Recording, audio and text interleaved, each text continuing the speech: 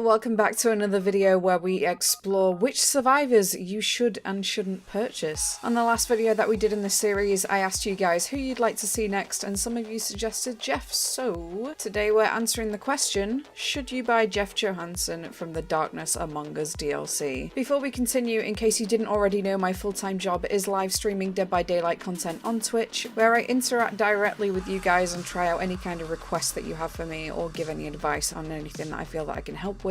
So if you want to give your direct input into these kind of videos, then be sure to drop me a follow at twitch.tv/EarthToLydia. Okay, back to the video. Let's start with Jeff's character model. Jeff is one of the largest character models in the game. The bulk of his hair and beard, to his broad physique and his baggier clothes on top. This makes him one of the most difficult characters to hide as. So if you play as Jeff, you should probably be more confident at looping or keeping a safe distance from the killer. On top of that, Jeff has very loud grunts of pain whenever injured, making him quite easy to track if you're not running Iron Will. He does have a small saving grace which stops him from sticking out like a complete sore thumb on every map, and that is that his default clothes are a mix of dark to neutral tones. It might make you the tiniest bit less visible if you're in the distance of an open map, but don't rely on it when the killer's up close. Now let's get on to his teachable perks. So at level 30 in the Blood Web, you can unlock Breakdown. After you're unhooked, Breakdown will break the hook that you were just on for an extended period of time, while also showing you the killer's aura. This might not seem like the greatest perk at first, but there is the potential to be strategic with it. If you're unhooked a fair distance away from the killer, you'll be able to see which direction they're heading in and use that information to make a move to counter it. Alternatively, if the killer's carrying a survivor over to your hook and a teammate unhooks you, this will render the hook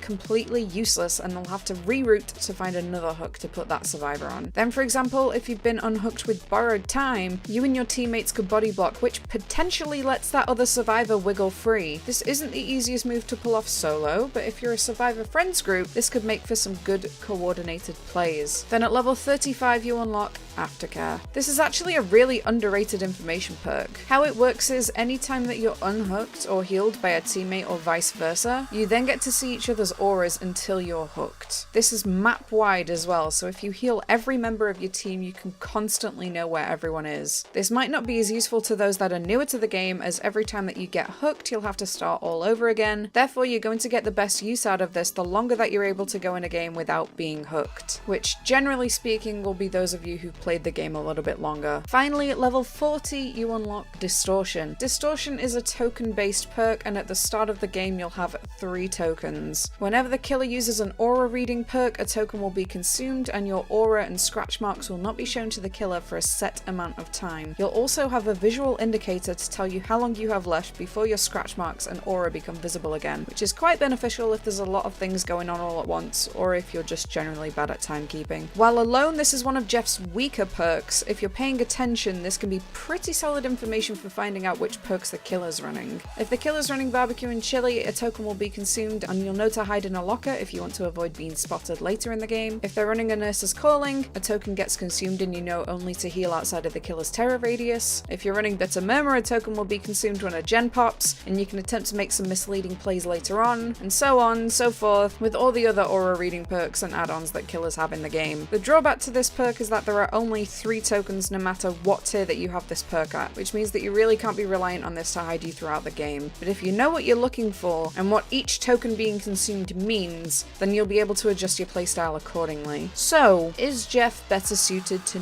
newer or more experienced players? I think based on the things that we've already outlined, it's safe to say that while Jeff has some useful parts to his kit, newer players won't really see much use out of them. If, for example, you're running Distortion and don't know what a Nurse's Calling or I'm All Ears is, then you're likely to burn through your tokens really quickly and won't really understand why. His perks can be pretty useful if you're a higher ranked player who wants to change up their playstyle or try out new perks, or even if you're playing with friends and want to communicate the information that you've got, because Jeff's perks are actually pretty good for staying on top of where everyone is, including the killer. If you're a brand new player, then I'd highly recommend holding off on Jeff until you have a better understanding of the game, but I'm sure everyone will get some fun out of his DLC. That's all we have today for Jeff, but who would you guys like to see next? I was thinking of making the next one on Kate, but if you guys have any further suggestions on other characters, then feel free to leave these in the comments below, and I'll be more than happy to analyze them for you. If you're still watching this video, I want to thank you so much for making it this far. As I mentioned earlier, I live stream on Twitch 5 days a week, and I'm really interactive with my chat chat, so if you'd stop by or follow, that would mean a whole lot to me. Twitch and all of my other social medias are located in the description below, so if you want to know the next time that I make a video or just want to keep up with me, then make sure to give those a follow. And until next time, I